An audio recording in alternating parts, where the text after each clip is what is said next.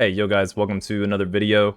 Today we're going to be talking about 10 mans in Wrath of the Lich King again. This might be like my fourth or fifth video talking about 10 mans in Wrath, and it kind of feels like more of a response video to some of the stuff that I've been seeing out there recently, and I kind of just want to have an answer to it. Plus, I just constantly get asked questions about 10 mans, and I really kind of want to revisit it, have a mini rant, and just kind of explain like what you should be doing with your 10 mans. Just in general, if you want to know how to build out a 10-man comp, I have a video about that, and I'll put the link in the description of this video so you can learn how to build out a 10-man comp really well.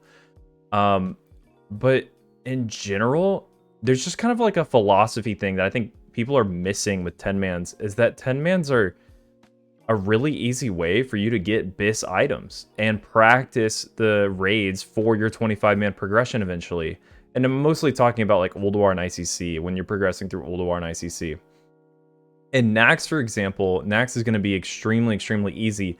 The last thing you want to do, and this goes for every raid too, but especially in Nax, like the last thing you want to do is have competition over loot. Like straight up, like there is BIS items in all of these 10 mans in every single phase for everyone that you don't want to compete for loot at any single point ever compete for loot. So building a balanced raid comp in your 10 mans is extremely important. And when I talk about that, like, what does that really look like in theory? Well, okay, so my buddy Scotte J recently put out a video, what was this, like 5 days ago or something, about building out a 10-man comp for Wrath. And he says that he keeps in mind like things like loot distribution, tokens, yada yada. So like this first 10-man comp that he made is like a great example of a good raid comp. You got your Protection Paladin, your Holy Paladin. To me, like those two classes are like mandatory. Maybe not so much in Nax and like TOGC, but they're pretty much like, they feel mandatory in Ulduar and in ICC. Does that mean they're absolutely mandatory? Like, obviously not. You can literally look at my YouTube channel. You can see where I did a Resto Shaman, Resto Druid, and we healed Algalon. And that comp setup is terrible. And we tried solo healing it with a Resto Druid, which I think you can do eventually too. Of course, it's not like absolutely mandatory, but those two are like the pillars of your 10-man, a Protection Paladin and a Holy Paladin. And then the rest, like, just balance it out. Like, look, he's got a good amount of physical here and a good amount of casters here. It's great.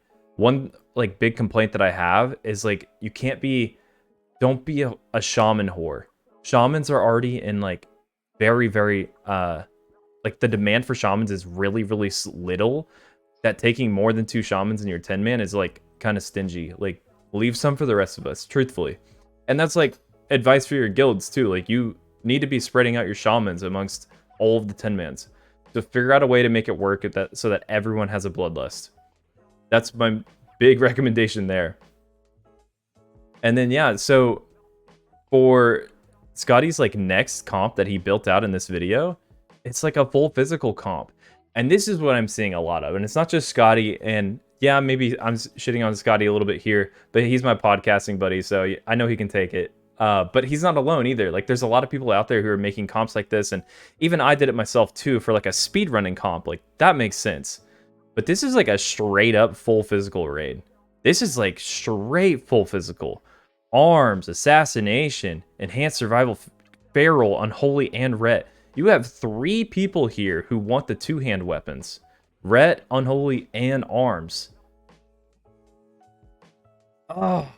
And like survival and feral and assassination, these 3 classes compete a lot for the same gear. That is... that's frustrating, man. Like, be careful, guys. Be very careful when you do stuff like this, because if you're building out your 10 mans, the most realistic thing is just like, you need a prop paladin or a holy paladin, and you need a shaman, and then just mix it up. Don't compete over loot for each other. Don't compete over loot. Seriously, 10 men is easy. It's good. It's just make it balanced. And the last thing you want to do is have like an amazing trinket like Mjolnir from Old 10 drop and have like 4 people rolling on it. And the last thing you want to see is something like the caster trinket from Mayexna, Nax 10-man. You don't want to see that drop and have like 5 casters want it. So please just keep that in mind. I know this is kind of a silly video, and I'm pretty much done here. It's just a short 5-minute video. I normally rant for much longer, and if you don't like this video, that's totally fine. You can dislike it. It's completely fine by me. I just kind of had to get this off my chest. So that's it for now. I will be making more videos soon, and I know I've been promising it for a long time, but the Frost DK stuff is coming very, very soon, and I will put out a big discussion on Frost DKs sometime in the near future. I just need to pick a Saturday to record it. That's it.